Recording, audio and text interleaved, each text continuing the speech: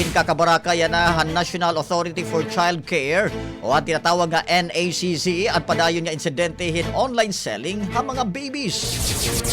Igin halimbawa ang opisyalan usa nga entrapment operation kundi usa nga 7-day-old nga baby amo ingin probaran nga igbaligyahan 5 nga individual. Nagapila naman ang ahensya nga suportahan nala ang administrative adoption nga iba pa nga mapamaagi han alternative child care kung karuyag mag-ampon o mag-ataman hin mga anak. Basaran datos han NACC, han 2023 may idara na monitor nga 23 a Facebook group nga nagbabaligyahin mga babies ngan mga kabataan. Inlunsar naman ang Administrasyon Marcos ang programa nga Clinics for Learners Access to School Health Service Plus Initiative.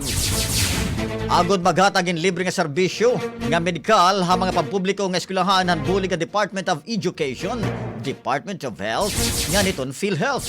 Asya nga simana ang klase maabot naman in 400 nga mga estudyante nga magturutdo ang nakakabenepisyo han mga konsultasyon nga laboratory tests.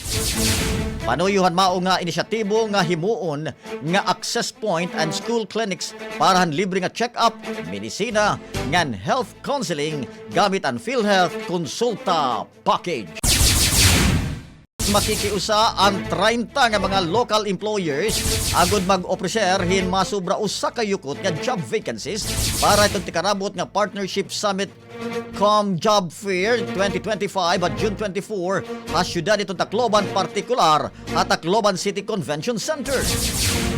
Papangunahan ini itong buhatan itong Department of Labor and Employment Regional Office 8, Department of Social Welfare and Development ng Tacloban City Government, pinaagihan Public Employment Service Office o PESO nga highlight ang interagency collaboration nga maghahatag hindamo nga trabaho ha mga katawhan.